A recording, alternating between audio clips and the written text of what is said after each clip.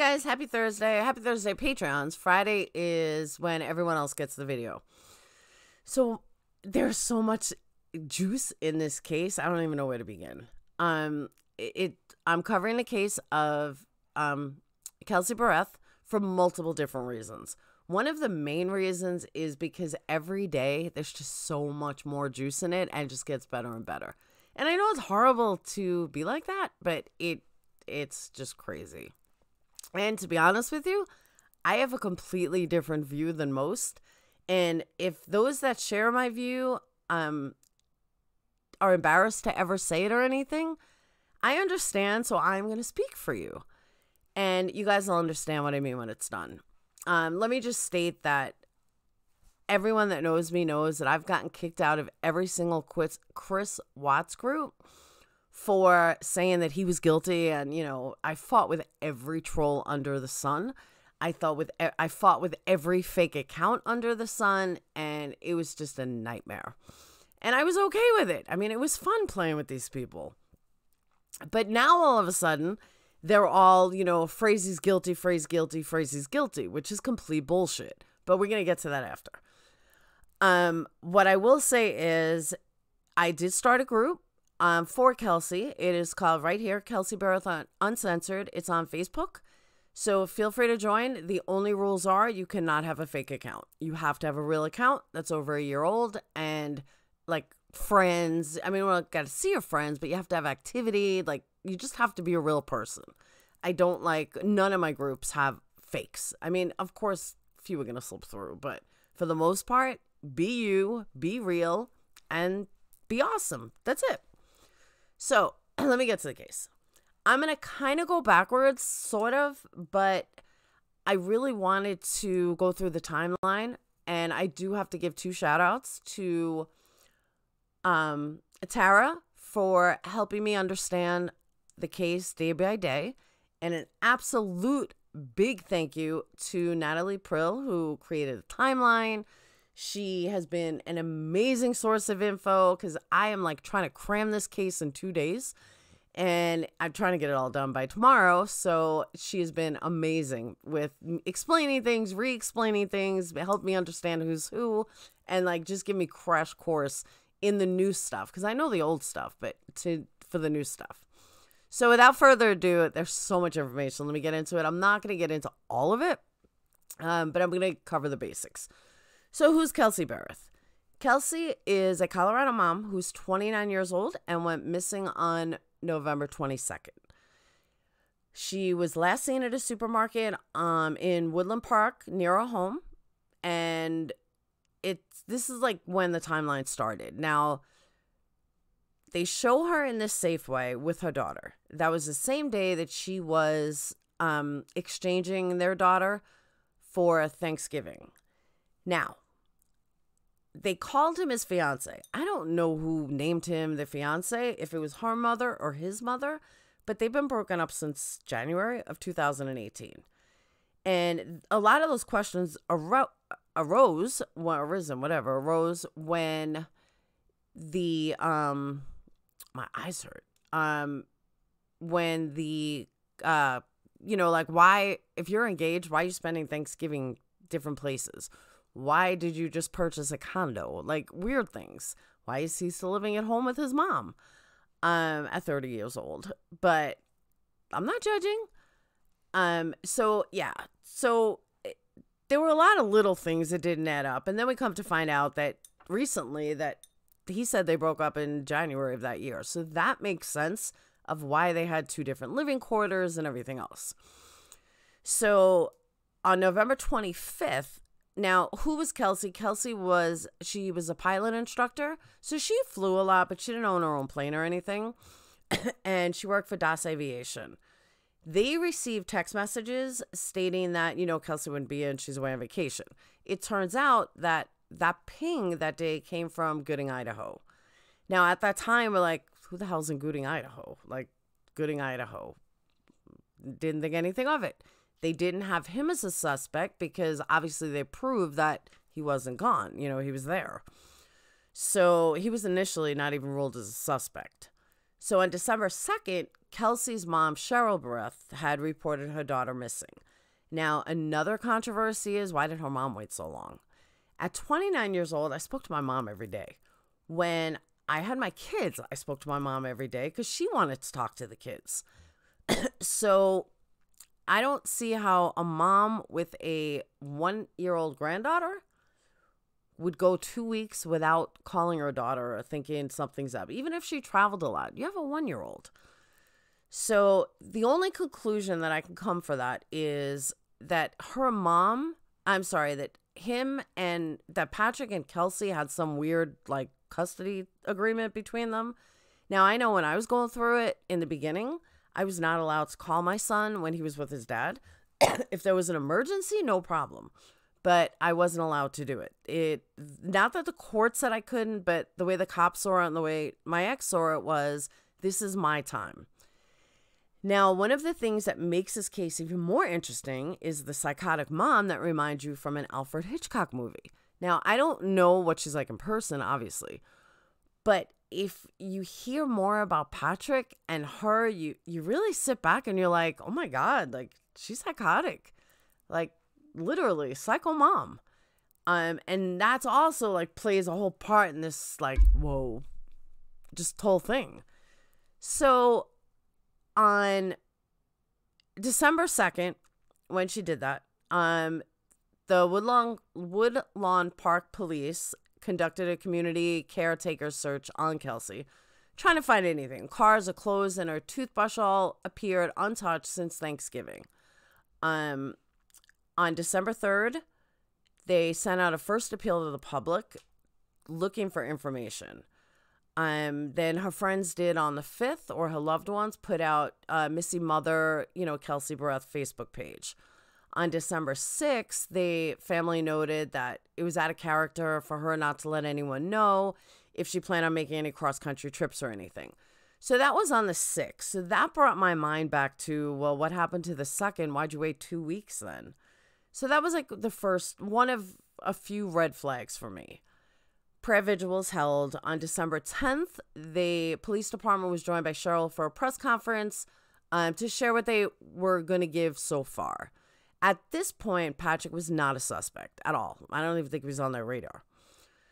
So all planes at her place of work had been accounted for. She didn't take off anywhere. She didn't have a secret boyfriend that nobody knew about. And again, they keep calling Patrick her fiance. Well, he's not her fiance.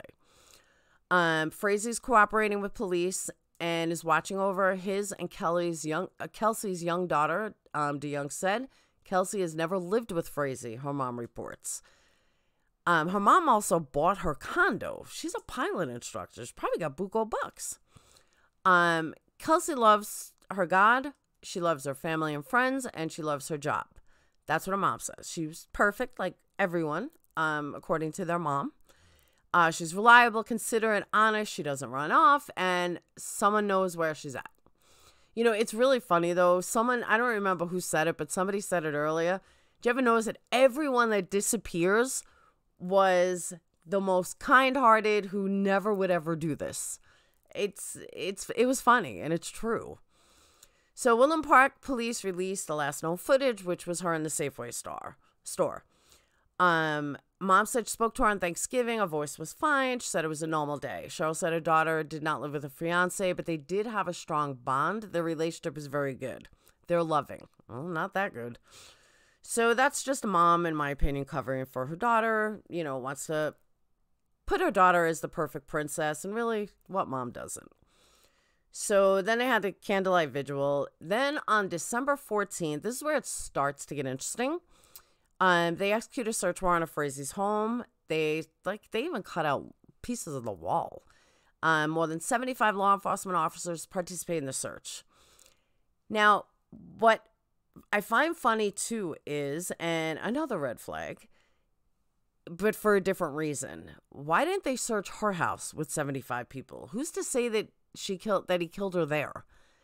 So either they had reason to believe that, or they're automatically going after him on bullshit circumstantial evidence. And probably going after him because it's like right after the Chris Watts case. Now, if it is proven that he did it, like with hardcore proof, all I have to say is he has to be the dumbest motherfucker to ever walk the face of the earth in Colorado, like right after Chris Watts. I can't even think of someone dumber than to do something like that. So he was asked to voluntarily participate in the search. He was never asked to participate in the search executed at his home. We encourage law enforcement to take whatever steps they need to find, missing persons. That was his lawyer that his mommy hired him. Well, after he got arrested, mommy didn't pay for an attorney because mommy was paying for her own attorney to get custody of their daughter. Didn't happen. So on December 16th, it's not clear what they found there, but they the Woodland police offered a $25,000 reward for any information about Kelsey's whereabouts. The reward came from an anonymous donor, authorities said in a press release. True or not, we don't know. Investigators briefly returned to Fraser's property Tuesday, but this time it was a little different. They arrested him, and they said that they were making steady progress. Now, that whole line by the police can be complete bullshit. They may just be setting Patrick up. I'm not saying he's guilty. I'll get into it later, but my heart of hearts, I think he's guilty just as easily as I thought Chris Watts was guilty. But we can't look at it like that. We can't try people in the media, but I don't want to get too far ahead. So December 21st, he was taken into custody at 7 a.m. Local time, was charged with murder and solicitation of murder to commit murder. Now, at this time, we had no clue why he was charged with all these crimes. Like, I wonder who he tried to hire. It was obviously a hitman. So all these things had been discussing. So now you have investigators that have not located her body. And in the state of Colorado, no body, no crime. So not really sure how they're going to hold him on this or how it's going to stick. So they had enough information to implicate him in her death and obtain the search warrant. He lives on a 35-acre ranch in Florissant. His and Kelsey's 1-year-old daughter was in protective custody Friday and will be reunited with her mom's family. Authorities have confirmed that Kelsey's cell phone is in fact in Idaho, but were not able to elaborate on how it got there. Now, this is when it really jumps up a notch. So we come to find out that there's this nurse, and the nurse's name is Crystal with a K. Crystal has known Patrick for 10 years. And by the way, if you want to see the complete timeline up to date, go to Facebook groups, Kelsey Berreth Uncensored, and just join the group. As long as you got a real account, join the group and you'll be able to see the full timeline. I'm obviously not going to read the whole thing. And what is even like crazier is the more things were starting to piece together, the more it was like, did he really, is he this stupid? So some of what I'm reading is different notes that I jotted down earlier, so I may sound like I'm repeating some of it, so I apologize. But Frazee voluntarily released his phone to be searched and allowed DNA samples on December 12th. So at that point, he did not think that he had anything to worry about, and he may not have. Crystal's best friend, this is how it all came down, the whistleblowers. Crystal's best friend went to their employer in October about Patrick wanting someone to kill his wife. If they would have taken things seriously, maybe Kelsey would still be alive. It's very, very possible that if they would have done the right thing originally, then they wouldn't have to worry about it. So what ended up happening, though, is they didn't say anything. They just totally let it go. Why they let it go, nobody seems to know, but they totally let it go. So when Kara's phone ended up in Idaho, we kind of think that was the source. Now, Crystal, her best friend was Michelle. The rock stalls all knew that something should have been reported to LA law enforcement immediately. None of them did, though. And I still can't figure out why. I mean, they're lawyers. Why wouldn't they say anything? So they ended up calling the FBI after Kelsey was gone and died, and said that, they're releasing information they had about the disappearance and presumed murder of missing Colorado, Kelsey Berreth. The interviewee said that last October of 2018, one of their employers came to them visibly upset. Now, so if they're visibly upset, you would think that they would take them seriously. The employee explained that her best friend was identified as Crystal Lee, allegedly told her that a man had asked her to kill the mother of his child. Now, this is where I have a problem. A man? So she's being half truthful, but not full truthful. What I mean by that is, what we now know is that Crystal has known Patrick for 10 years. Michelle's her best friend. You would think Michelle would know his name. And if you were that concerned about it, why not just say, hey, Patrick Frazee solicited, Crystal to kill his wife. That makes a lot more sense to me than beating around the bush. It makes me wonder how much more meets the eye. The two then told their employee to have Crystal come speak to them, but she never did. Roxdale say Crystal even told her best friend to forget the whole thing. Just forget it. Now, according to news articles over the last few days, he had asked his ex, to kill Kelsey. And this is where I am probably going to go against the grain. Big time go against the grain. If you think about it, there is so much more evidence against Crystal than there is against Patrick. As of right now, everything with Crystal is hearsay. I mean, everything with Patrick is hearsay. There's no body, which means how can you prove a crime if there's no body? And not only can you not prove a crime without a body, but I don't get how this is like he's sitting in jail for this. She's the one that had the phone. If she was smart, she went to her employer back in October because she's covering her own ass. Maybe she did plan on doing it. Maybe that's why he said forget it. Maybe, just maybe, he knows nothing about it and she was some jealous hoe. Maybe it was the mom. I mean, who knows? Nobody really knows. But everybody's hanging him. And everybody's automatically saying this man is guilty. There's no evidence yet that he's guilty. We don't know if there's evidence that he's guilty. As of right now, there's not.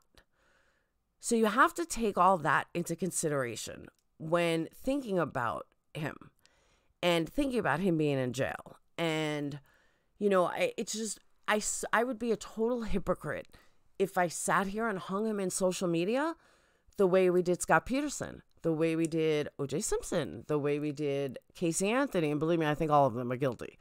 But we can't have a system that's constantly basing people's guilt of what we read in the media or what we read in the news. And to me, I think he deserves a fair chance. Now, if the cops have stuff more than these two lawyers who don't have the perfect backgrounds, if they have evidence that they're not sharing with us like they had with Chris Watts, okay, that's fine. But we don't know if they do or they don't. What we do know is it's all hearsay, and Crystal has more evidence pointed towards her. And the mom, who hasn't really said much, she, I believe, has a hand in this. So I just think it's really unfair to automatically say he's guilty and automatically hang him as guilty and, destroy his character. And he very well might be guilty. My heart of hearts tells me this guy's guilty as fuck. But until there's proof, we shouldn't hang him. And it really amazes me how so many people didn't hang, what's his name? Chris Watts. They hung Shanann, but they didn't hang Chris Watts. Innocent until proven guilty. You don't see that in this case. Everybody has him guilty. So I'm going to be the opposite side and say maybe he's not. Maybe there's more to this that we don't know, or maybe there's not. Again, my personal thought is he's guilty, but we don't know for sure. So that is what I have for you. That's my opening intro to Kelsey. Every single day there's more and more stuff that comes out. I'm also going to backtrack stuff. So for all of you guys that have followed the case, you're not going to lose anything. And for those of you who are just getting into the case, I'm going to backtrack some videos and put it all together. So that is what I have for you guys. I hope you guys have a fantastic night. And I'll see you guys tomorrow night for a PJ party. And Patreon, you'll get this tonight. Guys, don't forget to subscribe. Don't forget to sign up for Patreon. And I have a huge contest coming up that I'm going to announce after this. Before I die again, I can't get rid of this cough. Yes, I got my Kool-Aid. But a huge contest. Going to be a $1,000 giveaway or two $500 giveaway no later than April 1st. I will explain all details. It's going to be great. So again, make sure you subscribe, check out my other videos, and I'll see you guys tomorrow night. Or for you guys, for everyone else, I'll see you guys tonight for the PJ party, 9 p.m. Central.